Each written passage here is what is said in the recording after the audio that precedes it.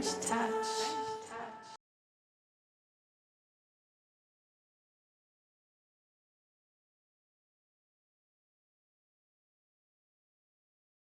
Bonjour à tous et merci d'être là pour cette première table ronde de la journée intitulée Changer le monde par ses contenus, réagir face à l'urgence climatique. Alors, je m'appelle Anne Villette et je suis directrice d'investissement dans l'équipe industrie culturelle et créative chez BPI France et aussi en charge de notre stratégie impact pour notre équipe. Alors, pour évoquer ce sujet majeur, j'ai le plaisir d'accueillir Luc Wise, co-founder et CEO de The Good Company. Bonjour. Bonjour.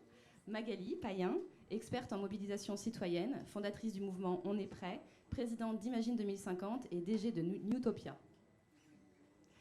Loïc Ivikel, cofondateur de So Good.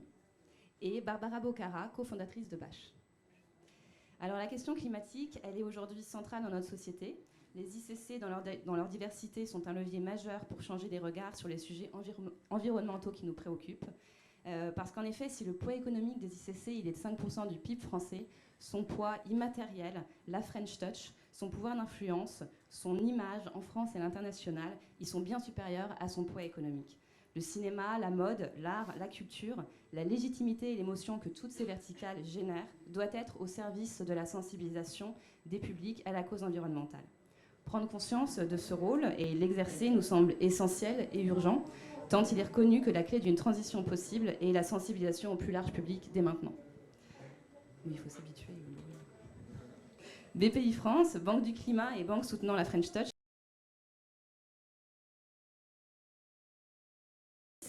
que ce soit dans notre accompagnement, avec des aides sur les bilans carbone, des aides pour devenir Bicorp, l'établissement d'une roadmap RSE, dans nos financements, avec un prêt à des sociétés qui n'auraient pas un axe RSE fort dans la beauté et dans la mode, par exemple, et dans nos investissements, avec des thèses impact recherchées dès le sourcing de nos dossiers, qui se traduit par une majorité de nos investissements ces dernières années, qui ont été faits soit dans des sociétés impact natives, soit dans des sociétés avec des marques ou des projets très engagés.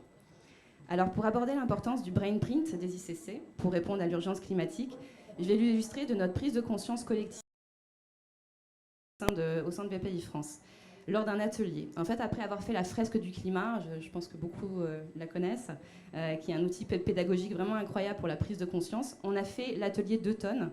C'est une formation sous forme de jeu de 3 heures par équipe pour simuler notre vie jusqu'en 2050, avec des tours de rôle tous les 4 ans, où on prend des actions tous les 4 ans et l'outil calcule notre empreinte carbone au fur et à mesure et voit si on a gagné ou pas en 2050 le fameux 2 tonnes par an par individu.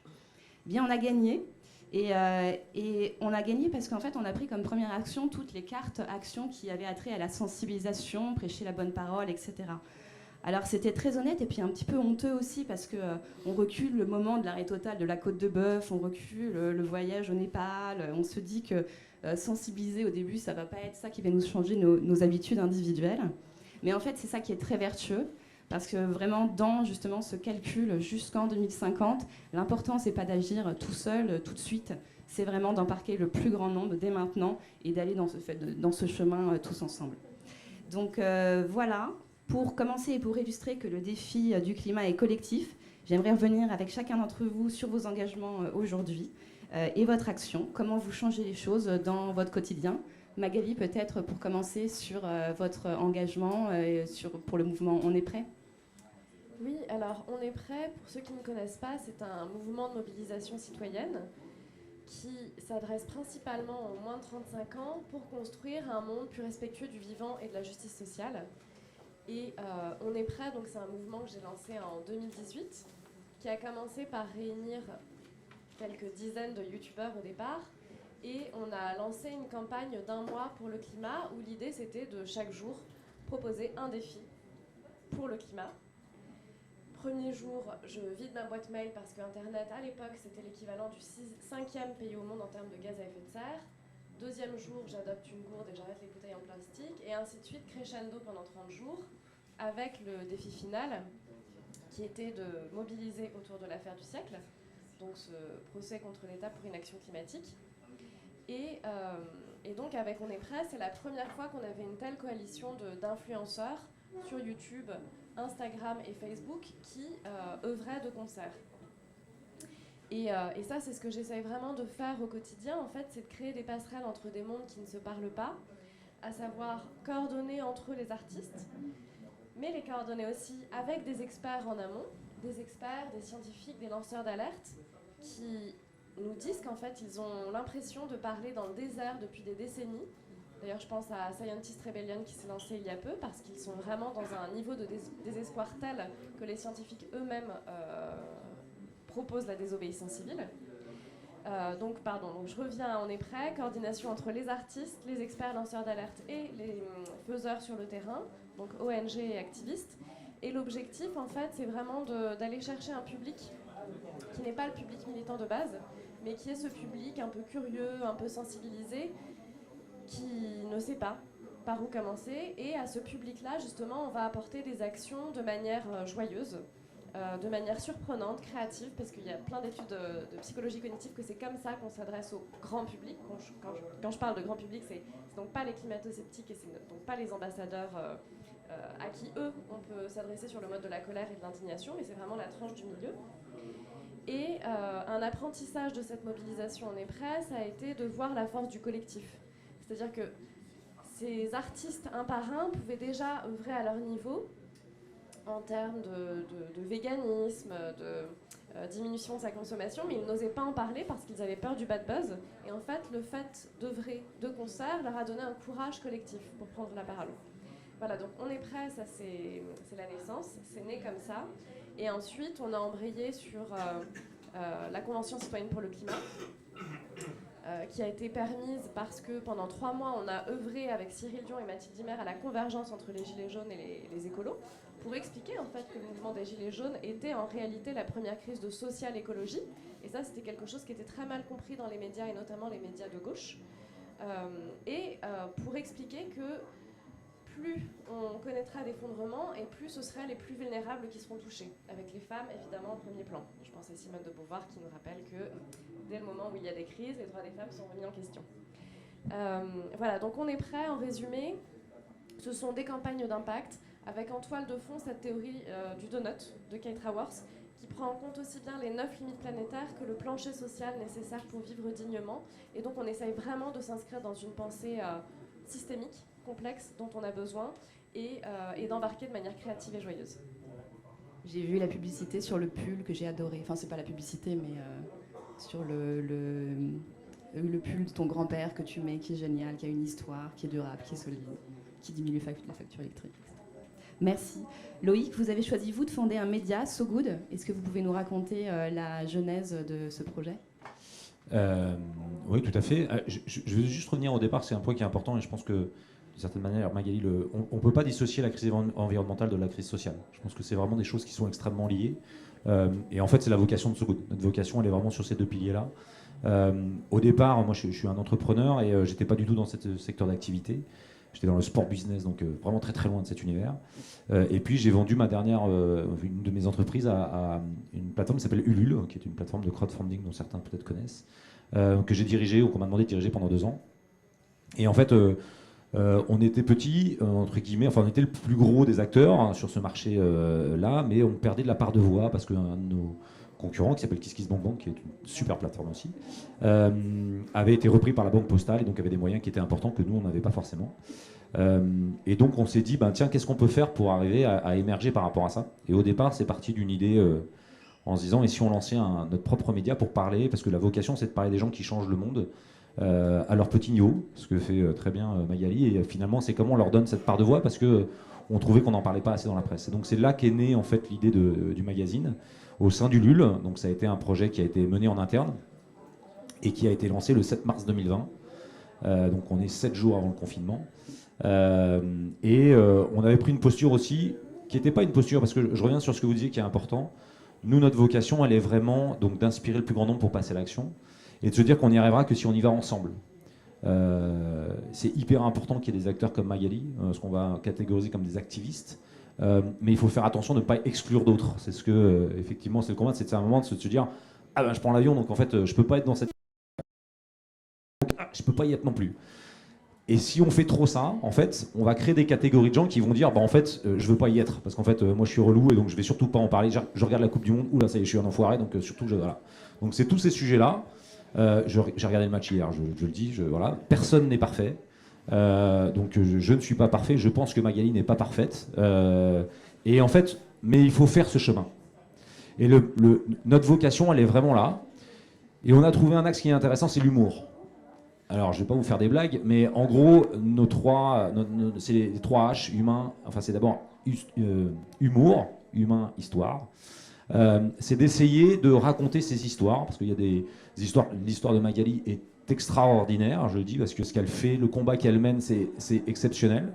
Il y en a plein des comme ça, il y en a plein des gens, des entrepreneurs qui essaient de changer des lignes. Voilà. Donc aujourd'hui, les médias s'emparent de ça, et c'est super cool, et c'est une très bonne nouvelle. Et donc le magazine a démarré comme ça, et on s'est dit, en fait, on ne veut pas mettre de pub dans le magazine. Parce qu'en fait, on s'est dit, une dernière de coup avec une bouteille de Heineken ou alors une pub pour un Porsche Cayenne électrique, même si l'électrique, ça va un peu piquer quand même. Et mais on s'est dit, en fait, par contre, on a besoin de votre argent quand même, parce que sinon, on ne va pas y arriver. Donc, on a réuni les DIRCOM de ces boîtes-là. Et on a discuté avec eux, on leur a dit, voilà, on voudrait faire un magazine, on veut le faire, mais on ne veut pas qu'il y ait de pub à l'intérieur. Alors, pas de pub, ça veut dire aussi pas le petit public reportage, ou non, c'est vraiment pas de pub, quoi. Et en fait, on s'est retrouvé avec un accueil assez intéressant de la part de ces entreprises, qui fait que finalement, on a créé un espèce de mouvement en disant, OK, il n'y a pas de pub à l'intérieur, donc comment est-ce qu'on travaille pour que ça fonctionne? Donc on a créé des dispositifs où il y a une espèce de membership, où on échange avec eux, on crée des groupes de travail avec eux, on fait des choses là.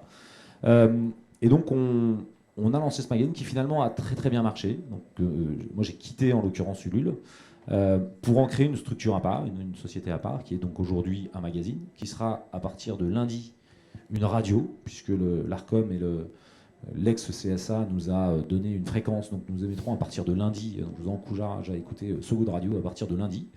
Et puis on devient un petit groupe média où notre vocation elle est vraiment d'essayer de faire ce petit pas de côté, de mettre en avant ces gens-là en essayant de ne pas trop culpabiliser tout le monde et de se dire à un moment c'est ensemble qu'on va réussir.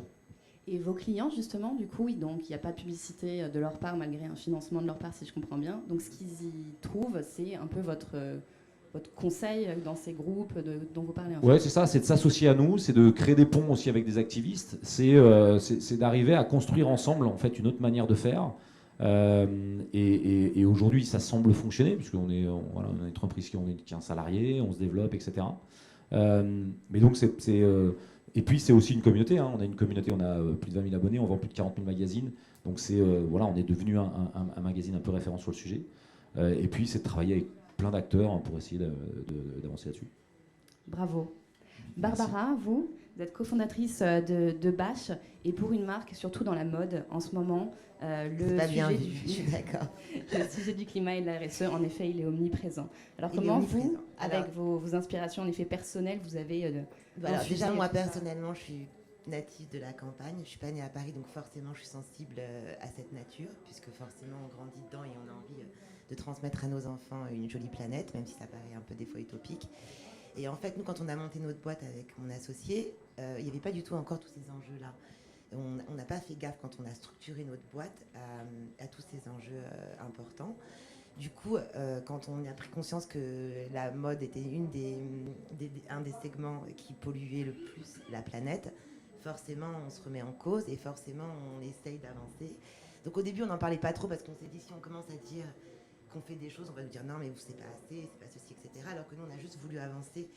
Et en fait, c'est beaucoup plus dur pour des boîtes qui sont nées, en tout cas pas de cette manière-là, de se transformer, puisqu'on est aussi, en fait, on a 1500 personnes avec nous, donc on est aussi responsable de ces personnes-là. On ne peut pas d'un seul coup leur dire, alors attendez, on va tout changer, et si ça ne marche pas, tant pis pour vous.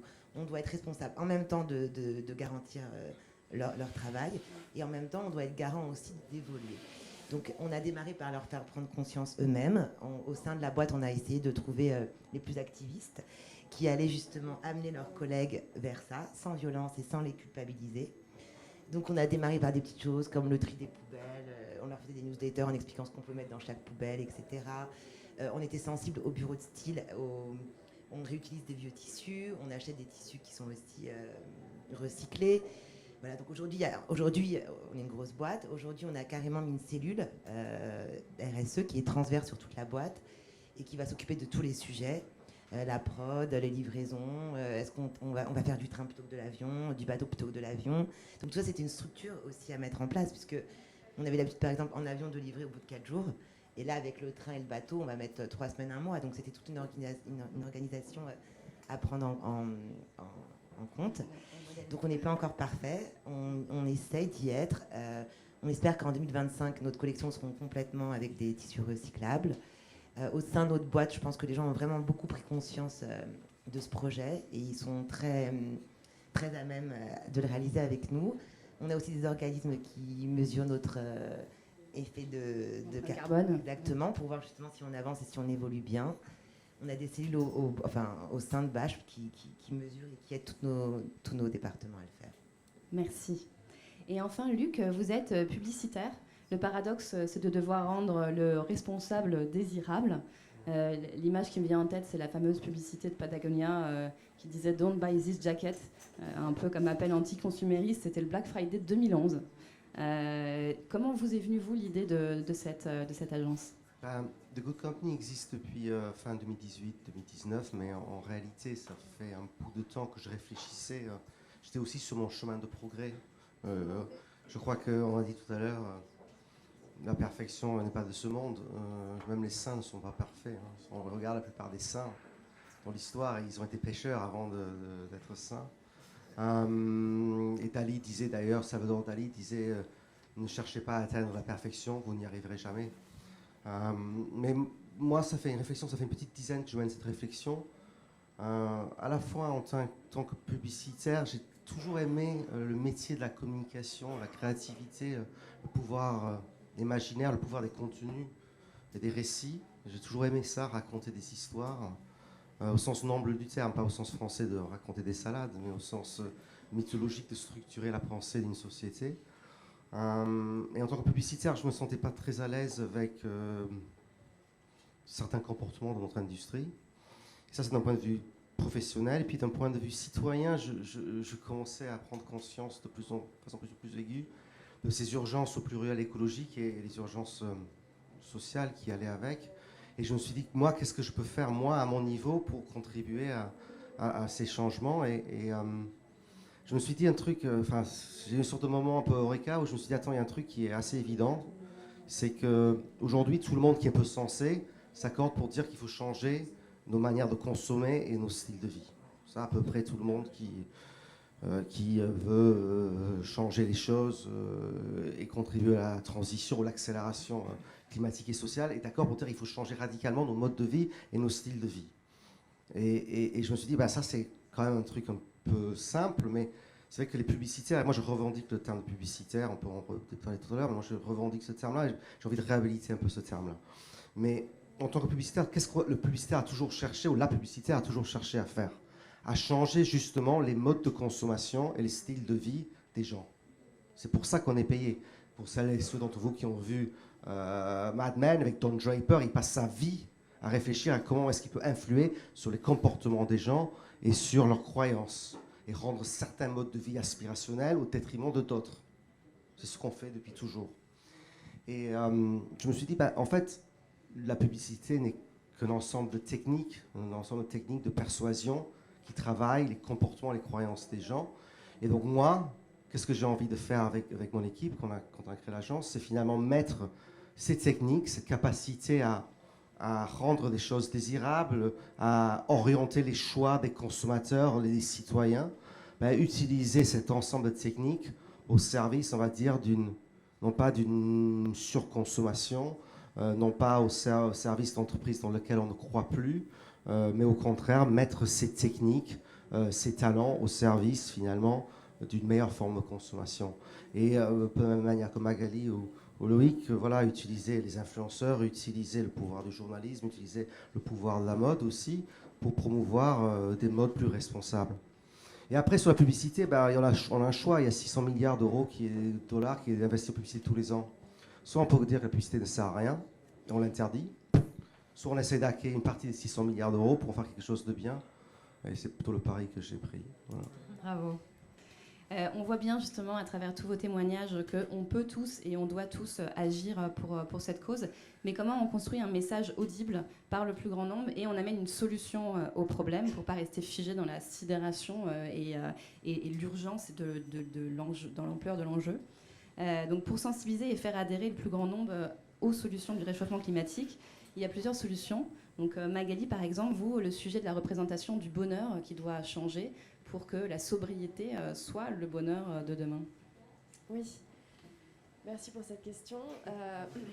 Alors effectivement, avec Imagine 2050, avec Imagine 2050, c'est vraiment ce qu'on travaille. Enfin, Imagine 2050, c'est la boîte que j'ai créée pour accompagner les leaders culturels dans la prise de conscience de ces enjeux et la transformation de leur métier et de leur récit. Et on a fait un travail que je rêvais de faire depuis 4 ans, qui a été en fait une synthèse de 15 scénarios prospectifs issus de 10 rapports. Et l'ADEME nous a aidés pour ça, parce qu'il s'agit de compiler des milliers de pages. Et l'objectif, c'était de regarder les points communs, les points de convergence et les points de divergence entre ces rapports-là, pour comprendre quel était le consensus scientifique pour pouvoir faire cet exercice d'imaginaire. Donc en fait, quel est le cadre de contraintes dans lequel se projeter en tant qu'artiste ou même décideur et qui fait foi. Et en fait, il y a 3 scénarios qui se sont dégagés. Premier scénario, business as usual. Deuxième, la technologie va nous sauver. Le troisième, la sobriété. Et je vous spoil, en fait, les 2 premiers scénarios ne fonctionnent pas. Voilà. Et le seul scénario qui peut nous permettre de continuer à habiter cette planète, c'est le 3e scénario, qui est celui de la sobriété. D'où le rôle des industries créatives et culturelles pour faire désirer, en fait, cette sobriété. Et ça, c'est vraiment quelque chose de central, cette question du bonheur, du désir et de la joie. Je vais y revenir. Parce que ce qu'on nous a vendu, en fait, depuis quelques décennies, c'est que le bonheur résidait dans la consommation. Et on l'a vu pendant le Covid que c'était pas du tout ça, en fait, que ce qui nous manquait profondément, c'était le rapport à l'autre et c'était le rapport à la nature. Donc, il y a vraiment cette question, cette réflexion de fond qui est à mener. Et Éloi Laurent, l'économiste qu'on voit dans le documentaire Animal, je ne sais pas si vous le connaissez, il est super. Éloi Laurent, c'est ce qu'il nous explique aussi, c'est-à-dire que depuis quelques années maintenant, en fait, le PIB est décorrélé de la longévité en bonne santé. Donc après la Seconde Guerre mondiale, les deux ont grimpé de concert, et en fait là, la durée de vie en bonne santé commence à se décrocher alors que le PIB continue à augmenter. Et lui propose en fait propose un nouvel indicateur basé sur la santé, la pleine santé et le bonheur. Donc ça, pour moi, c'est vraiment quelque chose d'intéressant à visiter. Et puis, ce que je crois vraiment, c'est que le rôle en fait de ces leaders culturels, publicitaires, communicants, artistes et autres, c'est de nous reconnecter en fait à cet éros, à ce désir du vivant. Et pour terminer, sur la joie, il y a vraiment quelque chose de très important et très subversif avec la joie, parce que si vous rayonnez la joie, en fait, vous êtes complètement libre. C'est-à-dire que si vous rayonnez la joie dans vos œuvres, dans vos prises de parole, eh bien, il n'y a pas de prise en fait sur les peurs que vous avez, avec lesquelles on pourrait vous manipuler, ou bien des besoins artificiels qui seraient créés, parce qu'en fait, vous êtes déjà comblé. Voilà, donc tout le rôle des médias et des artistes. Merci Magali. Luc, justement, dans le prolongement de ce que vous nous avez expliqué, il faut changer cette image du bonheur, de la réussite, de la belle vie, etc. Vous nous avez dit, vous avez entre vos mains le pouvoir de le faire par la publicité. Et justement, comment le faire maintenant En fait, c'est le seul sujet qui m'intéresse vraiment aujourd'hui. C'est-à-dire que moi aussi, je suis passé par ces phases de prise de conscience avec la fresque, mais pas que. Enfin, j'ai lu Éloi Laurent aussi. Enfin, et je crois qu'on passe tous par une phase, effectivement, c'est les stades du deuil où on est désemparé, on est parfois dans le déni pour certains, et puis mais c'est sûr que le désespoir ne crée pas l'action. Enfin, sans aller jusqu'à la séance cognitive, il est assez évident que si vous avez des amis désespérés, ils ne se lèvent pas trop le matin pour aller. Donc, à un moment donné, il faut aussi donner espoir. Et c'est assez facile, je trouve, de parler de dystopie, de critiquer. C'est beaucoup plus difficile, mais c'est ça qui m'intéresse, d'imaginer, et c'est pour ça le travail que tu fais est intéressant aussi, de qu'est-ce que ça pourrait être le bonheur demain. Et en tant que publicitaire, effectivement, on a toujours vendu des images du bonheur, de la réussite, du succès. Et moi, en fait, le seul truc qui m'intéresse vraiment maintenant, réellement, le seul truc qui m'intéresse, c'est d'esquisser avec l'aide des marques des images de réussite, des images de bonheur, des images de fierté qui soient compatibles avec les limites planétaires. Et et ça c'est mon petit combat à mon échelle, mais je pense que c'est important de pas enfin, d'ailleurs l'importance des mots, décroissance, sobriété, ça te donne pas envie. D'ailleurs, la sobriété est le mot le moins compris qui existe. C'est pas pourquoi tout le monde en parle. Pour certains, sobriété sur le plan d'austérité. Moi, j'étais plutôt resté à la sobriété heureuse de Pierre Rabhi, qui ressemble plus à la sobriété dont tu parlais toi. Mais je pense que c'est clé de définir, y compris pour les plus jeunes, d'autres, et donner et montrer d'autres images de réussite et d'autres images de bonheur, y compris dans la publicité. Et la bataille, elle n'est effectivement pas que technologique, elle n'est pas que la transition énergétique, trouver de nouvelles solutions d'énergie, elle est tout ça aussi. Elle n'est pas que réformer la finance, oui, elle est aussi une bataille des imaginaires. Et elle se joue là. Je trouve en plus que les positions s'extrémisent un peu, c'est-à-dire qu'il y a des gens comme moi qui essayent de montrer que c'est cool et on peut être heureux en consommant dans les circuits bio. C'est pour ça que je fais une publicité pour la ruche qui dit oui ou pour Too Good To Go. Voilà, ça peut être cool. Ça peut être cool de consommer du gaspille ou éviter du gaspille, ça peut être cool.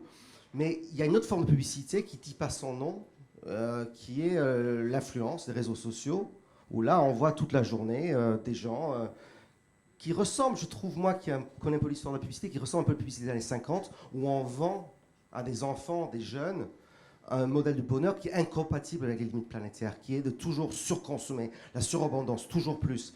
Et non seulement je trouve que c'est dangereux pour la planète et dangereux pour la santé mentale des enfants, mais je pense en plus que c'est un faux bonheur. Je pense que le bonheur qu'on nous a poussé dans la publicité, beaucoup plus pernicieuse que la mienne, qui est la publicité des réseaux sociaux, des influenceurs, des lobbies, enfin Elon Musk qui fait de sa publicité, on est en train de faire notre publicité tous les quatre là, enfin toutes ces publicités à un moment donné, rien n'est désintéressé. Et je trouve que c'est très important aujourd'hui de donner d'autres... Non mais c'est vrai, tu as fait ta publicité, moi je fais la mienne, on fait tous la nôtre. On a proposé de venir. Oui, mais bon, non mais ce que je veux dire, c'est que la publicité est large. Donc ça c'est notre débat, mais je pense qu'il faut faire attention aussi de taper sur la publicité, parce que la publicité qu'on voit n'est pas forcément la plus pernicieuse. Et aujourd'hui, très clairement, il y a une bataille d'idées sur c'est quoi le bonheur. Et est-ce que le bonheur, c'est l'influenceur sur TikTok qui dit « Regardez, j'achète cette belle robe, je suis cool, et je retourne chez Shine, je retourne chez Shine » Ou est-ce que le bonheur, c'est un bonheur plus compatible avec les limites planétaires, qui est celle d'un bonheur peut-être plus expérientiel, peut-être moins dans le fear of missing out, moins dans la surconsommation, et peut-être plus dans quelque chose qui est dans la durabilité émotionnelle des produits, qui peut être davantage dans l'expérience qu'on peut avoir avec les autres. Et les marques qui gagneront demain, j'espère qu'on seront celles qui proposent ça, qui ne proposent pas toujours de consommer, recommencer. Et Luc, pour aller à ce que tu cites Too Good To Go, tu cites La Ruche qui dit oui, des marques qui ne sont pas justement super engagées peuvent venir chez toi demain et c'est difficile pour toi de les séduire ou c'est toi qui fais un choix de pas... Alors, nous, on a fait un choix, on a une liste d'exclusions. Donc, depuis qu'on a été créé, par exemple, on s'est engagé à ne pas travailler avec les énergies fossiles. On parlait de Scientific Rebellion, ils ont demandé en Angleterre à 450 agences d'arrêter les énergies fossiles. Moi, ça fait... Les énergies fossiles, ben là, tout ce qui est charbon, gaz. Donc ça, on ne fait pas. On ne fait pas la pornographie, on ne fait pas tout ce qui est armement. Donc on a une liste d'exclusions. Sans penser à ça, je pensais plus à des marques qui ne sont pas en effet super engagées, mais qui... Ouais, je pense que les marques, c'est comme les gens. C'est que la plupart d'entre nous, on est contradictoire, ce que disait Loïc. Je pense que les marques, c'est pareil. Je pense que les grandes entreprises, c'est pareil. C'est qu'au sein d'une grande entreprise, il y a souvent des dizaines, voire des centaines de milliers de gens. Et ce qui est important au sein de cette entreprise-là, c'est de trouver les gens qui veulent faire changer les choses et montrer qu'en faisant des choses responsables, ils peuvent réussir aussi au sein de cette entreprise. Donc typiquement, on pose souvent la question de Total. Moi, je n'ai pas très envie de bosser avec Total. Après, si c'est pour bosser sur des énergies fossiles, Total, je dirais non. Si c'est pour bosser sur des énergies renouvelables, dans la mesure où on a besoin d'énergie, il y a quand même des écrans, etc. Bon, si c'est des gens qui sont sincères, qui ont envie de faire bouger l'intérieur... Et c'est des gens comme vous qui peuvent les aider aussi vers ça. Oui, c'est pour ça que je... Il ne faut pas être non plus complètement... Ouais, et on sait qu'on fera la bascule aussi, qu'on travaille... on a besoin de faire une bascule rapidement et de grande taille. Donc ça va être difficile si on ne le fait qu'avec les 1% de boîtes vertueuses. Donc il faut aussi travailler avec les gros. Et les aider. Ouais, les aider. Moi, je voudrais juste réagir par rapport à ça. Je voudrais parler d'éco-anxiété. C'est un sujet qui est assez large et qui donc fait que forcément quand on vous emmène vers quelque chose que vous avez peur, vous n'avez pas envie d'y aller en fait. Nous on a pris une posture qui est d'essayer d'être ce qu'on appelle le journaliste de solution et qui a un vrai combat parce qu'en fait on préfère vous dire qu'il y a 7% de chômeurs que vous dire qu'il y a 93% de gens qui travaillent. Je vous la fais courte mais c'est un peu ça le sujet et donc l'objectif c'est non pas de tomber dans le béni oui, c'est effectivement, l'autre jour j'ai eu un débat par exemple sur le sujet de Bernard Arnault qui a fait avec son jet privé, certains ont peut-être suivi, il a fait l'est de Londres à l'ouest de Londres avec son jet privé. Et on m'a dit, ouais Loïc, pourquoi à So Good vous dites pas que c'est pas bien, etc. etc. Je dis parce qu'en fait il y en a plein qui le font et ils ont raison de le faire, parce que je trouve que c'est pas bien effectivement. Et je dis, ma vocation c'est d'essayer de montrer qu'il y a un mec qui peut le faire en vélo électrique ou je sais pas, mais différemment. Et ça c'est vraiment une posture, et c'est ce qu'on disait sur la publicité, sur toutes ces choses-là, c'est d'arriver à changer un prisme pour se dire à un moment, parce que le jour j'avais un débat avec un journaliste sur un sujet qu'il avait commencé à écrire pour le magazine, et où c'était sur le sujet des entreprises à mission, et où il démonte en fait le système dès le départ. Je dis, mais notre objectif c'est pas de faire ça. Il dit, ouais mais avec ça au moins on va faire l'audience.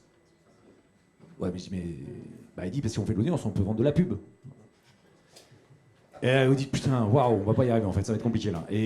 Mais c'est un mécanisme, c'est-à-dire qu'en fait finalement le journaliste a pris l'option du commercial en fait, en lui disant en fait tu m'as demandé de faire de l'audience parce que du coup tu peux vendre de la pub, et pour faire de l'audience en fait je sais comment il faut faire, en fait je vais raconter des trucs où les mecs et donc c'est ce phénomène de l'anxiété qui finalement s'alimente, et c'est le débat de la publicité, c'est le débat des activistes de trouver le juste milieu entre vous dire en fait on va tous crever, et donc là alors, on va lire le truc en se disant ouais machin, et en même temps de dire non mais il y a un chemin à prendre, il y en a un dans les 3 scénarios, il y en a un qui mène vers quelque chose, et on va devoir de toute façon y aller, forcé ou pas, mais il y a un moment on va de toute façon devoir y aller, et c'est en fait y aller avec le sourire. Exactement, l'idée c'est effectivement comment est-ce qu'on arrive à emmener, c'est ça la finalité, sans exclure des gens, et je pense que c'est en montrant l'exemple pour certains, une fois de plus personne n'étant parfait, mais chacun ayant peut-être un côté de perfection qui peut permettre. Moi, Maïs, ça fait des années qu'on se connaît, elle m'inspire énormément sur plein de choses, et plein d'activistes le font, mais plein de chefs d'entreprise le font aussi. Madame,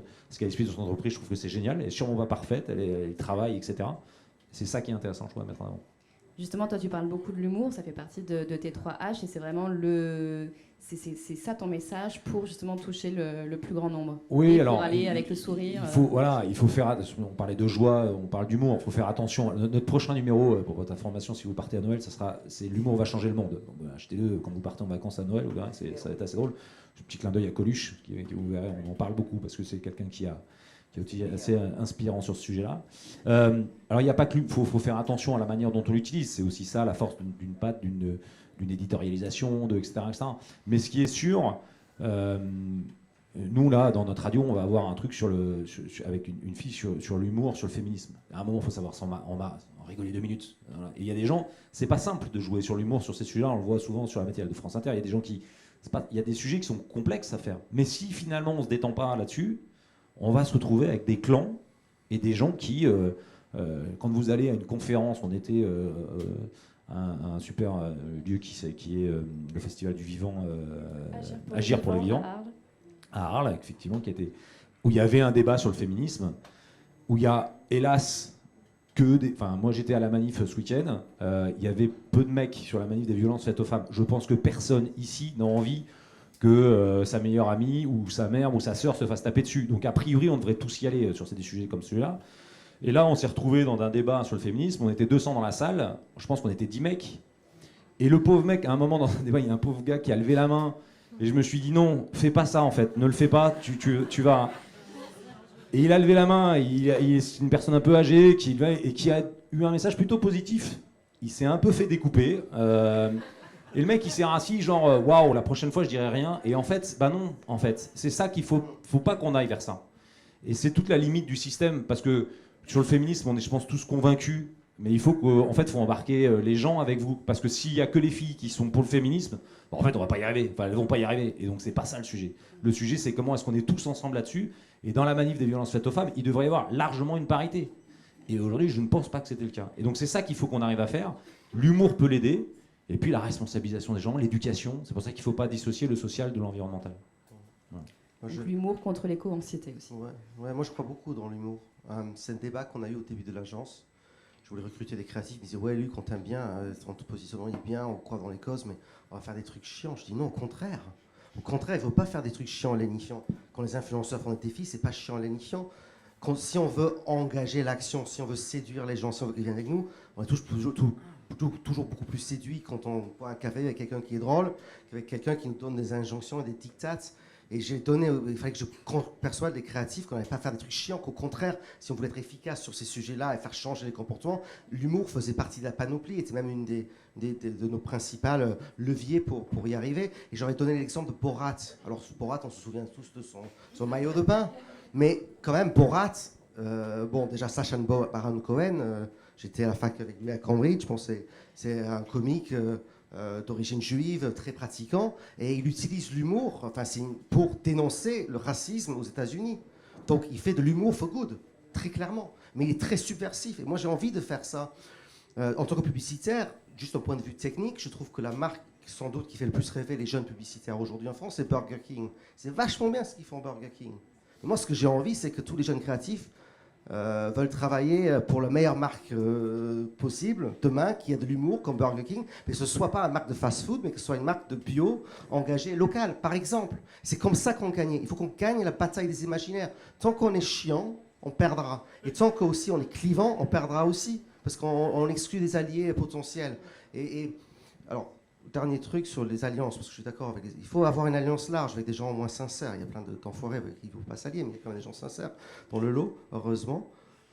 Moi, je trouve qu'on est face quand même à un moment historique et charnière. Il faut quand même une transformation assez rapide, on le sait. Les jeunes activistes mettent des t-shirts en disant le nombre de jours qui restent. Et il y a une citation que je cherche désespérément, mais qui est sur le génie de la résistance. Et c'était aussi un moment, évidemment, de grand challenge sociétal. Et quelqu'un disait, le génie de la résistance a été de coaliser et de faire une alliance de plein de gens. Le génie de la résistance a créé une coalition de plein de gens très, très différents. Et c'est vrai que la résistance française, il y avait autant des royalistes très à droite que des francs-tireurs partisans trotskistes. Mais c'est l'alliance de ces gens-là qui a réussi à sauver l'honneur de la France. Et je pense que c'est un peu pareil sur la justice sociale et écologique. C'est pas un sujet de droite ou de gauche. C'est pas un sujet de ma chapelle, ta chapelle. C'est pas un sujet de est-ce que je fais de la pub sur les réseaux sociaux, de la pub dans les médias classiques. C'est pas un sujet d'influenceur, machin. Enfin, à un moment donné, il faut que tout le monde qui soit de bonne volonté y aille. Et moi, je suis d'accord avec Loïc.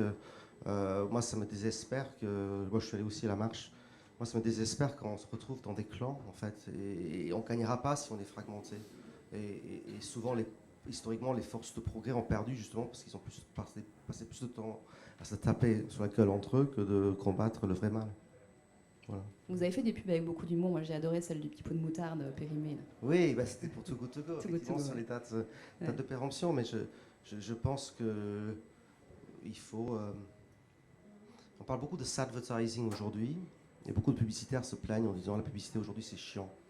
Mais ils font une erreur, ils pensent que parce que les clients leur briefent sur le purpose, la communication va être chiante. Moi je pense au contraire, si on veut servir le purpose des marques, il faut le faire de manière créative. Et les grandes marques le font, Patagonia a réussi à le faire, Nike a réussi à le faire. Merci. Alors une fois qu'on a livré ce message, comment on va plus loin ? On dit souvent que quantifier, c'est un peu la clé pour justement comprendre vraiment la réalité de l'impact derrière notre action, si on ne vise pas à côté de l'enjeu réel non plus. Le bilan carbone des entreprises qui devient ou va devenir un passage obligé en est un bon exemple. Donc dans vos activités respectives, comment pouvez-vous et comment voulez-vous justement quantifier l'impact, si possible, dans vos actions ? Peut-être justement, Luc, pour commencer, quelle serait la bonne mesure pour vous ? Est-ce que le simple ROI financier pour votre client n'est peut-être pas le seul KPI, et ni pour vous ni pour eux ? Qu'est-ce que vous suivez ou vous voudriez suivre ? Alors, c'est un peu comme le débat macroéconomique sur la croissance. Je pense que le problème, c'est que la publicité et le marketing a tendance à regarder que les ventes, le chiffre d'affaires et éventuellement l'equity de la marque. Et je pense qu'il faudra un dashboard plus large que ça. Nous, concrètement, à l'agence, ce qu'on essaie de faire avec nos clients, c'est de mesurer l'impact sur la marque, l'impact sur le business, mais aussi l'impact sociétal et environnemental. Donc, typiquement, quand on a fait une campagne pour Gobi, puisqu'on parlait des cours on a essayé de calculer le nombre de tonnes de plastique jetable qu'on a économisé grâce aux ventes incrémentales créées par cette campagne. C'est un exemple. quand on a bossé avec Too Good To Go, on a essayé de calculer le nombre de tonnes de cachets alimentaires épargnés grâce à nos travaux communs. Donc à chaque fois avoir un dashboard qui mesure bien sûr la performance économique, marque et business, mais aussi la performance sociétale et environnementale. Ça c'est pour nos clients et nos campagnes. Alors c'est difficile à systématiser parce que l'impact pour une campagne de Kobe ne va pas être le même pour une campagne pour Too Good To Go, mais on essaye comme systématiquement d'avoir les 3 types d'indicateurs. Ça c'est pour nos clients. Et puis pour nous, moi j'ai toujours voulu, par exemple c'était inscrit dans nos statuts avant la loi Pacte, j'ai toujours mis dans notre cabis qu'il fallait qu'on arrive à trouver le bon équilibre entre performance économique et performance sociale et environnementale. Donc typiquement, on va mesurer le bien-être de nos salariés. Et si je suis trop concret par rapport au métier à moi, ça ne m'intéresse pas de faire une croissance de 20% ou de faire 2 millions de newbies si c'est pour gérer 4 burn-out parce que les gens sont épuisés à faire ce new business-là. Donc j'essaie toujours de trouver un équilibre entre la croissance économique, le profit et la responsabilité économique et sociale. Voilà, et puis on est entreprise à mission aussi, donc on a pas mal d'engagements. Par exemple, on parle beaucoup d'écologie aujourd'hui, mais je suis d'accord, c'est lié aussi aux questions sociétaux. Donc typiquement, nous, dans nos indicateurs qui sont liés à notre statut d'entreprise à mission, on s'est engagé à limiter l'écart du salaire maximal et minimal à 10. Donc c'est notre forme d'indicateur. Donc là aussi, j'ai pas envie de gagner de l'argent C'est pour un pas le sujet redistribuer. brûlant là aujourd'hui. Oui, oui, parce que je trouve que le capitalisme ne donne pas d'exemple. Et on a perdu tout le sens de l'exemplarité. Voilà, donc il faut redonner l'exemple, sinon le système risque d'aller à notre perte. Donc voilà. Merci beaucoup. Barbara, de votre côté, les enjeux d'une marque sont très nombreux. Votre bilan carbone, c'est bien sûr une quantification clé. Au-delà de ça, est-ce que vous avez des KPIs que vous suivez déjà, que vous voudriez suivre, si c'était peut-être possible demain? Oui, bien sûr. Déjà, on a aussi, par exemple, le nombre de tissus dans notre collection qui est recyclé. Donc déjà, on espère que, je vous avais dit, en 2025, on aura 100%. Donc déjà, on essaye aussi. Donc ça, c'est aussi une KPI. On mesure aussi, par exemple, on a changé toutes nos luminaires à l'intérieur de nos magasins. On n'a mis que des LED pour que ça soit plus économique. Nos transports aussi, on mesure notre transport. Donc on essaye de faire de plus en plus du transport proche afin d'émettre moins de gaz et de bilan, enfin, de carbone. Donc on mesure aussi tout ça, un peu tous les enfin, aussi. Est-ce que les gens chez nous... Les aspects sociaux. Ça, c'est très important. Mais ça, depuis le début, en fait, nous, on a monté cette boîte, on était 2 filles, on était 2 jeunes femmes. Et on s'est dit qu'on allait passer plus de temps au bureau qu'à la maison. Et donc, tout de suite, notre bureau, c'est devenu un peu... Notre bureau, c'était des canapés où les gens venaient s'installer et nous raconter leur vie quand ça allait pas, une cuisine, etc. Donc, on a essayé, même en grandissant, de garder comme cet aspect très chaleureux et maison, bâche plutôt qu'une entreprise. Alors, je ne sais pas, parce qu'on était des femmes, peut-être que était des hommes, ça aurait été pareil, mais c'est vrai que ça a été plus facile pour nous. On est une boîte où il y a 85% de femmes, donc forcément, on est aussi très sensible au sujet des femmes battues, l'infanticide, les maladies, leur retour à la vie, etc. On essaye de faire aussi attention à tout ça. Bravo. Loïc, je vous pose la même question. Est-ce que pour vous, le bon KPI, c'est le nombre d'abonnés à So Good? Parce qu'en effet, a priori, ça diffuse et ça prêche la bonne parole. Est-ce que l'ampleur que prennent les thèmes que vous avez abordés dans votre média, c'est aussi un KPI que vous voudriez suivre, que vous pouvez suivre? C'est un vrai chantier. Moi, j'ai toujours, dans ma vie d'entrepreneur, je me suis toujours dit que la contrainte fait de la créativité, en fait.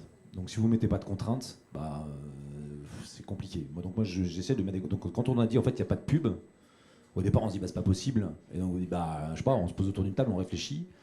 Donc du coup l'audience n'est plus un enjeu pour moi. Enfin, puisque je ne vends pas de pub, je ne vais pas aller dire à une marque tiens j'ai tant de... non, je ne vends pas de pub. Donc voilà. Donc, alors après il y a toujours la marque qui dit oui non, mais d'accord, ok, mais quand même, est-ce que... Enfin, donc ça c'est un vrai débat. Et je pense qu'en fait, on va être obligé, on va tous aller, et c'est la loi qui va petit à petit cadrer le dispositif. Mais ça va passer par des prises de décision aussi propres. Nous, typiquement, on a décidé d'être ESUS. Donc, ESUS, c'est un statut d'entreprise. Au lieu d'être une SAS, pour être une ESUS, une entreprise sociale d'utilité, solidaire d'utilité sociale.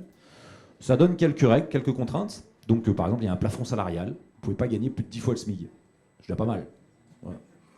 Avec les dividendes, parce que sinon, le mec qui vous dit qu'il gagne le SMIC, mais qu'en fait, il se prend des énormes dividendes, c'est un peu facile. Donc, en fait, voilà, ça vous fixe des règles de ce style-là. Ça vous fixe des règles sur l'inversement des dividendes. Ça vous fait sur les règles, effectivement, entre le salaire le plus bas et le plus haut. Ça donne un cadre. Et qui, donc il y a ça, donc ça c'est un premier statut que nous on a, et puis il y a un deuxième statut qui est ce qu'on appelle les entreprises sociales de presse et d'information, les ESPI. Donc c'est un nouveau statut qui, pareil, amène des contrats. Nous on a les deux, qui nous obligent, quand vous recrutez votre directeur commercial, parce que j'ai un directeur commercial, et qu'il arrive avec son salaire qui est, vous dites, je peux pas, parce qu'en fait j'ai pas le droit. En fait. Donc même si je voulais le faire, même si c'était le meilleur, je peux pas. Voilà. Et donc, il y a des gens qui viennent du coup peut-être pas vers vous, et puis il y en a d'autres qui le font parce qu'ils se disent, si, en fait, je vais faire l'effort, entre guillemets. Alors, l'effort, c'est, là, on parle de la partie salaire, etc. Mais donc c'est l'ensemble. Vous avez eu le cas de gens qui n'ont pas pu, voulu pour le salaire? Alors, j'ai des gens qui sont arrivés qui gagnaient plus et qui ont accepté de venir bosser pour moi. Voilà, ça, c'est plutôt cool. Et à un moment, moi, je gagnais beaucoup plus avant que dans ce métier-là. Après, vous faites de la presse, donc vous n'êtes pas non plus dans un secteur d'activité où, voilà, vous voyez. Je crois que c'est après, je pense, moi j'espère que le rôle de l'État, je l'espère, je ne dis pas qu'il le fait, mais je pense que ça va passer par là de toute façon. J'étais l'autre jour, je vous donne un exemple tout bête, sur le... Je refais, moi je deviens formateur sur la fresque du climat, je refais l'autre jour, et il y a un sujet qui est par exemple l'impact carbone des avions. Je ne sais pas si vous... Voilà. Donc en fait... Il y a un petit débat, en fait, qui paraît anodin comme ça, mais en fait, dans l'impact carbone qu'on a en France, on considère que, et c'est pareil dans le monde entier, qu'en fait, l'avion, quand il décolle, d'accord, l'impact carbone, il n'est pas là où il décolle, il est là où il atterrit. Donc, en fait, c'est cool. Et donc, mais les autres disent, non, c'est là où il décolle. Il faut partir ou pas revenir. Quoi, voilà. Donc, en fait, l'impact carbone, il est au-dessus. Ni de là où ça décolle, ni là où ça atterrit. Donc en fait, c'est pas calculé. Enfin, c'est pas calculé. C'est calculé, mais on l'affecte à personne.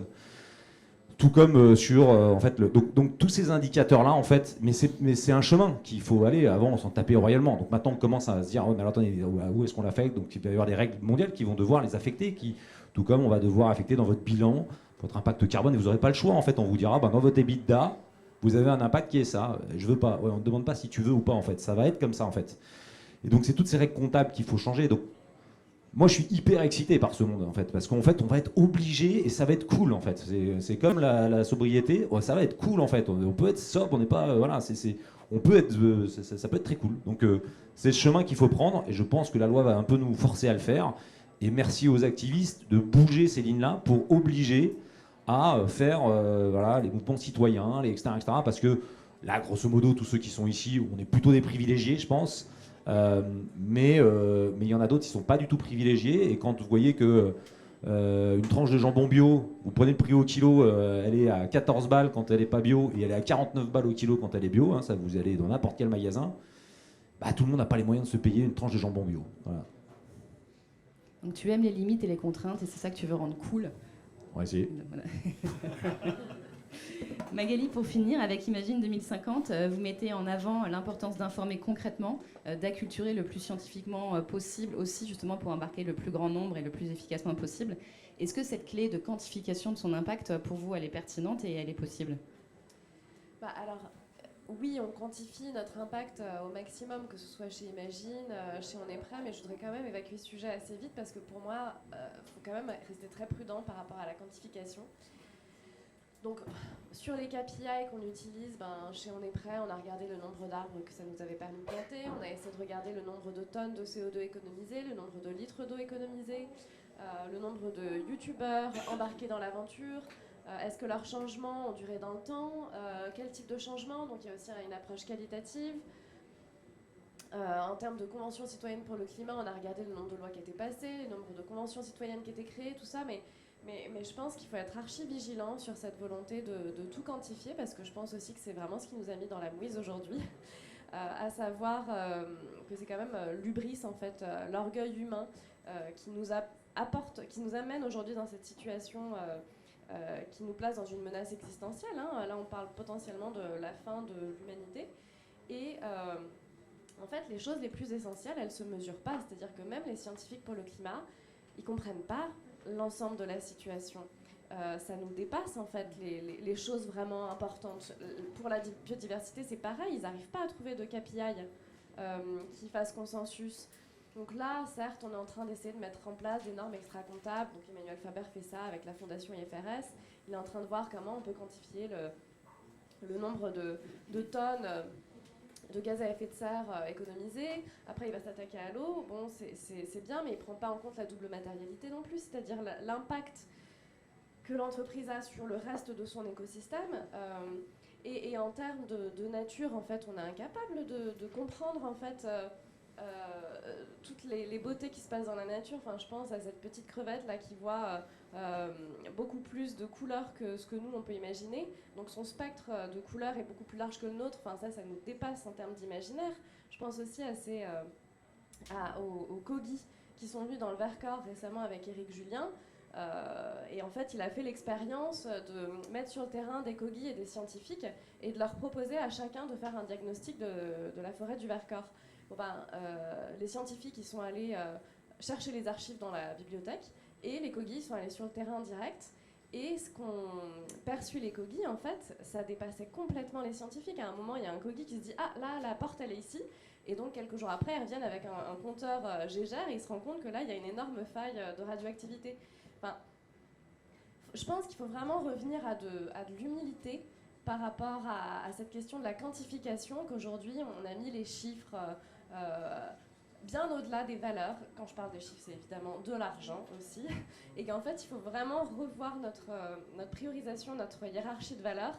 Et donc moi, certes, je joue le jeu pour mes partenaires.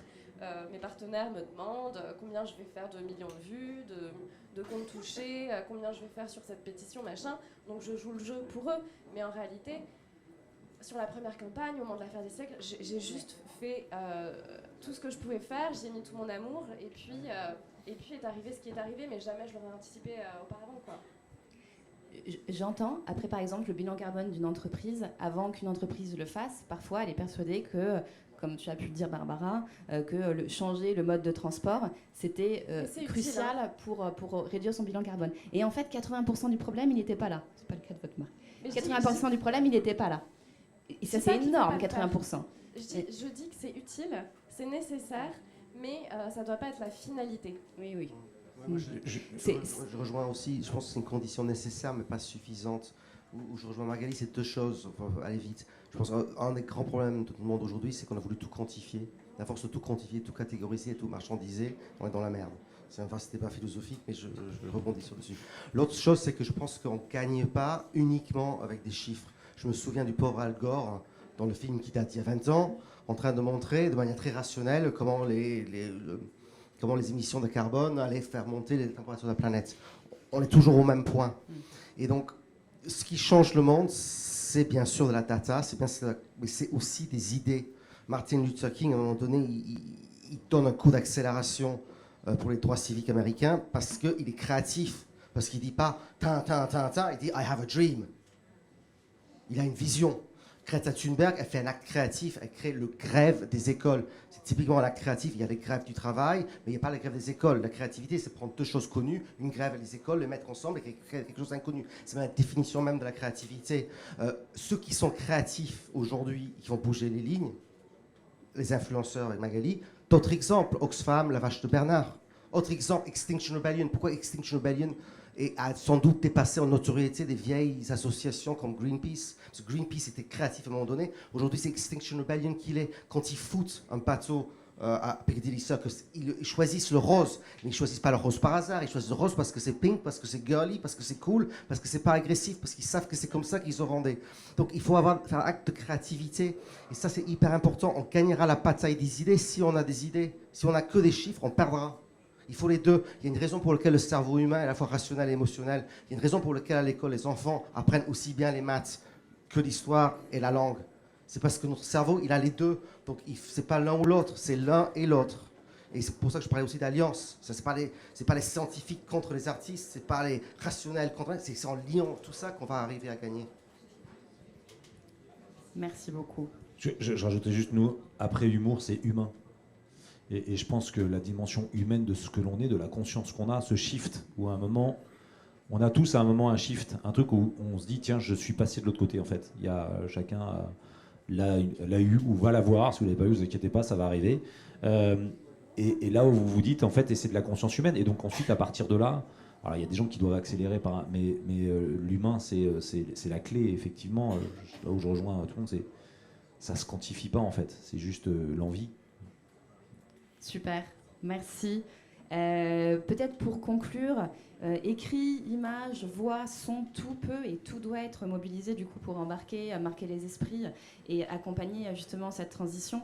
Bref, jouer le rôle d'influence des ICC, son fameux brain print, et pour tout ça au service de l'urgence climatique, mais pas que. Alors peut-être Magali, si tu veux ouvrir, conclure, ou d'autres justement sur une théorie qui te plaît, la théorie du donut que tu as évoquée rapidement peut-être en intro, pour justement faire de ce que je comprends, mais peut-être que j'ai mal compris, que si on réussit justement à répondre à cette urgence climatique, ça sera un méga cas d'usage et d'école pour savoir comment résoudre aussi les autres enjeux de la RSE plus globalement. Je suis pas sûre de bien comprendre la question. Pardon. Alors, la question, non, c'était d'ouvrir, de sortir du pur sujet du réchauffement climatique et d'ouvrir sur en quoi, quand on résout un problème comme celui-ci d'une ampleur majeure, on peut en résoudre plein d'autres en prenant en compte toutes les contraintes qui nous entourent.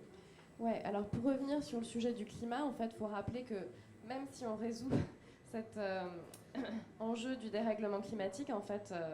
Quand on résout. Quand on résout, merci. On ne résout pas la problématique d'habilité de la planète, parce qu'en fait, après le dérèglement climatique, il y a aussi donc, la 6e extinction de masse qui est beaucoup plus inquiétante que le dérèglement climatique. Il y a aussi le sujet des pollutions, des cycles de l'eau. Donc je rappelle qu'il y a 6 limites planétaires qui ont été dépassées à date. Tout ça est interconnecté.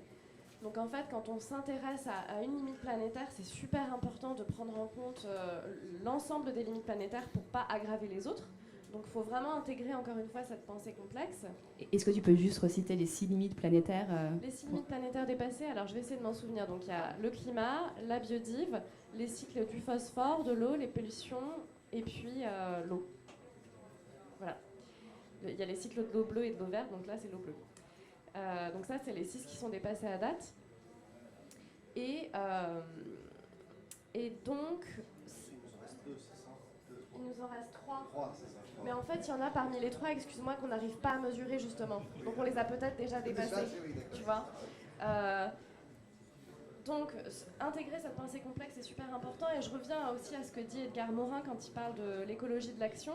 En fait, ce que nous rappelle Edgar Morin, c'est qu'on est dans un monde tellement complexe et tellement interdépendant qu'on n'est plus capable aujourd'hui de savoir quels vont être les résultats de notre action parce que ça nous dépasse encore une fois. Et donc, c'est pour ça que l'important, en fait, c'est à chaque moment de faire de son mieux possible. Et là, moi, ce que j'ai envie de vous dire dans la salle aussi, c'est de vous rappeler, en fait, votre puissance, votre responsabilité. C'est vraiment important que chacun prenne ses responsabilités au maximum de ce qu'il peut, et puis chacun ici peut être le petit domino qui, in fine, va faire tomber un domino très gros à la fin, et dont il n'aurait jamais envisagé que ça aurait été possible. Voilà. Merci beaucoup. Est-ce qu'un mot de la fin Non, quand on entend ça, à la fin, on se dit waouh, ça va être compliqué quand même. Hein, on est tous d'accord, là, ça fait un peu monter la température, putain, on va pas y arriver. Non, c'est de se dire, je reviens sur le sujet, c'est une opportunité énorme. On est face à un truc où on a tous une énorme opportunité de changer vers un truc qui est mieux, et on va y arriver, en fait. Et on va y arriver si on décide tous d'y aller. Donc n'attendons pas la prochaine vague de Covid où on va se retrouver enfermé chez soi, ou ce genre de truc-là, ou qui va faire 45 degrés, effectivement, ou 50 degrés l'été prochain, pour se remettre une couche sur le sujet. Donc effectivement, je rejoins, on a tous notre part de responsabilité. Une fois de plus, personne n'est parfait. Elle n'est pas parfaite, même si elle n'est pas du tout parfaite. Moi, je la connais, je peux vous dire, elle a plein de défauts. Plein de défauts. Et voilà, et donc allons-y, quoi. Voilà, juste allons-y, et bravo à ceux qui font. Je pense que la pub est effectivement un secteur, je pense que la mode, voilà, on dit pas qu'il faut arrêter, la personne n'a dit qu'il faut arrêter la mode. Pas du tout. Faut juste le faire différemment. Non, je On est tous acteurs de ce monde et qu'on a tous un rôle à jouer suivant nos responsabilités en tant que chef d'entreprise, mais aussi en tant que maman pour éduquer les enfants, aussi en tant que femme quand on est dans la cuisine ou ailleurs et qu'on doit trier nos poubelles. Enfin, il y a plein de petites choses comme ça. On est tous acteurs. Merci. Ouais. Et moi, j'étais très déprimé aussi. Enfin, moi, je ne suis pas très optimiste. Par exemple, les accords de Paris, on ne les tiendra pas. Enfin, on le sait. Après, je pense qu'il y a encore raison d'agir. Il faut faire de son mieux parce que c'est pas une question aussi. Je pense que moi aussi, j'étais fait un truc de est-ce qu'on va y arriver, oui ou non. Et c'est pas oui ou non. Si la Terre chauffe de 2%, c'est pas pareil que si elle chauffe de 3 degrés ou 4 degrés. C'est-à-dire que le nombre de personnes déplacées, le nombre de famines sera moindre. Donc, à nous d'agir quand même. Enfin, ce ne sera pas parfait. On va vivre des années compliquées. Moi, j'en suis convaincu. Je lis les rapports du GIEC et je suis convaincu que ça va être compliqué dans les décennies à venir, mais on a une responsabilité quand même et on peut agir pour faire en sorte que les choses soient plus ou moins compliquées, plus ou moins dramatiques. Et déjà faire ça, c'est énorme. Voilà, s'il y a quelques centaines de millions de personnes de moins déplacées, ce sera déjà mieux. Voilà. Et il faut se battre pour ça, parce que c'est des vies. Merci beaucoup à tous. Peut-être si on peut prendre quelques questions.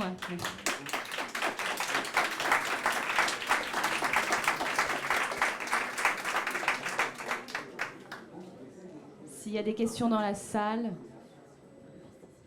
pour nos super intervenants, merci.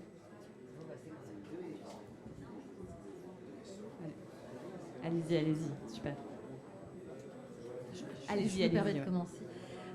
J'avais une question peut-être plus à l'attention de Barbara. Est-ce que, alors j'ai bien compris qu'en interne, des personnes réfléchissaient à comment améliorer toutes vos démarches. On a une cellule en fait. Vous avez une cellule. Voilà.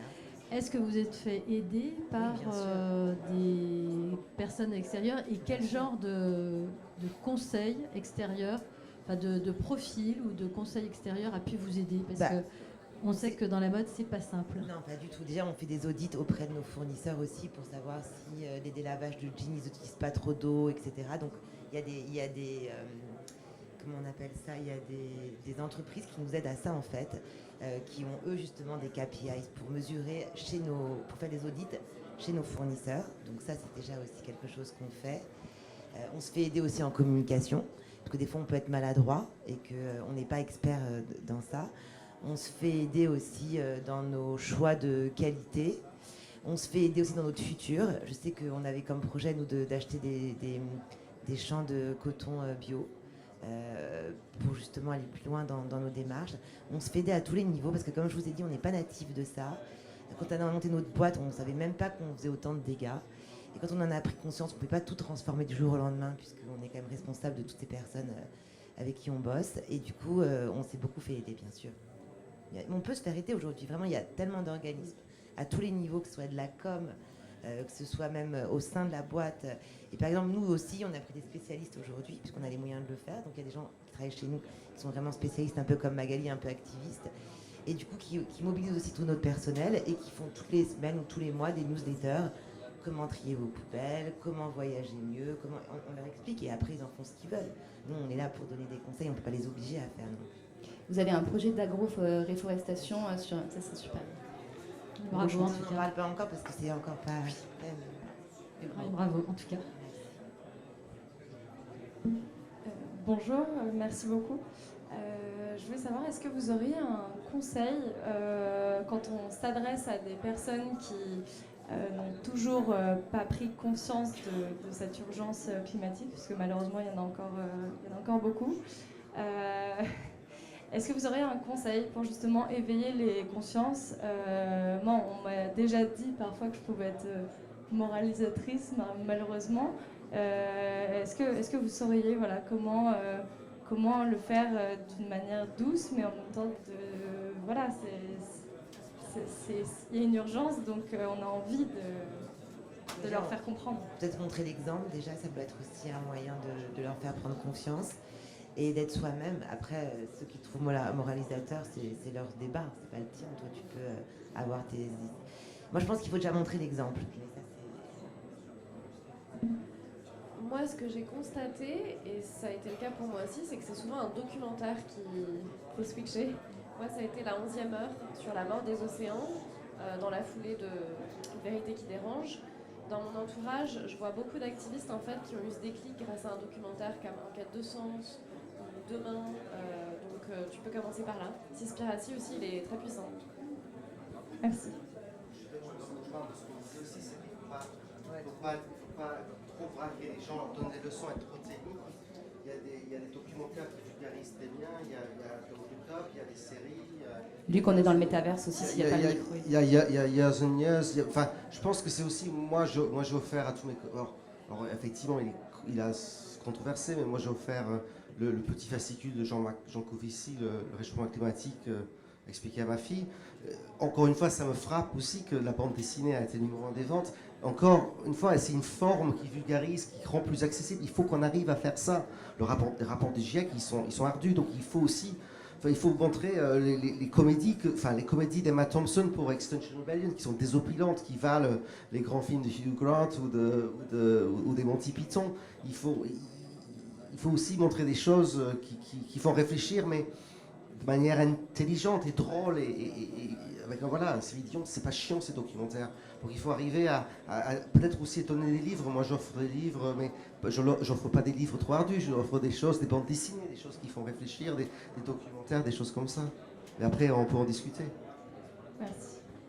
Moi je pense que la BD de Jean Covici là, juste c'est un carton et c'est une bonne raison pour laquelle c'est un carton. Franchement vous offrez ça. Si le mec, elle est un peu lourde, mais si le mec il la feuillette, le mec ou la fille en l'occurrence, voilà, puis vous lui mettez un abonnement de So Good avec, vous verrez, c'est super bien. Ça marche. C'est vrai. Excusez-moi. Merci beaucoup pour cette conférence et l'ensemble des contenus que vous avez délivrés. J'ai plus une question philosophique. Dans les thématiques, vous évoquiez de valoriser l'humain, la pleine santé, le bonheur, la joie. Que pensez-vous aussi de valoriser la beauté, le beau comme émotion positive pour susciter l'engouement des populations? Oui, la nature c'est beau. C'était M. Jadot d'ailleurs qui avait réagi par rapport aux polémiques récemment. Edgar Morin en parlait aussi. S'attaquer aux œuvres d'art. Après je comprends le truc, je comprends l'acte militant aussi. Mais évidemment, il faut aussi valoriser ce qui est beau. Et dans cette bataille des imaginaires dont on parlait, il faut arriver aussi à que les gens se disent ce qui est beau. C'est aussi la nature, c'est la forêt, et c'est pas le dernier crop top de Shine. Voilà, c'est aussi redéfinir les critères de ce qui est beau. C'est pour ça qu'en tant que communicant et publicitaire, moi j'ai envie d'essayer de dire, regardez, ça c'est beau, et redéfinir les notions de beauté, c'est extrêmement important. Je pense qu'on gagnera que si on est capable de redéfinir ce qu'est le bonheur, la joie, la beauté, en faveur des choses qui sont durables, soutenables et responsables. Et il faut qu'on... Moi, je suis britannique, tout mon accent, je saute un peu du coq à l'âne, mais moi, j'étais pour que le Royaume-Uni reste en Europe. Et très clairement, le débat a été perdu parce que d'un côté, il y avait les pro-européens qui étaient extrêmement rationnels, et de l'autre côté, il y avait les Brexiteurs qui, comme tous les populistes, ne s'interdisaient absolument pas d'être dans l'émotionnel et parler du beau. Et il y a un discours absolument horrifiant de Boris Johnson qui parle comme un poème du 19e siècle romantique. In the land of Brexit, il y aura des forêts vertes et des paysages, machin, mais ils gagnent. Donc il ne faut pas les laisser gagner, ces gens-là. Donc il faut utiliser aussi les armes de la beauté pour gagner. Et je pense que la mode responsable demain, elle doit être belle et en même temps soutenable. Les deux. Si c'est pas désirable, ça marchera pas. Mais on peut y arriver. Birkenstock, c'était une marque ringarde il y a 30 ans. Aujourd'hui, ça appartient à LVMH. Il y a une raison. Donc voilà, ils ont réussi à rendre le responsable désirable. Enfin bon, bref. Ce sera le mot de la fin. Merci beaucoup. Merci à tous. Merci.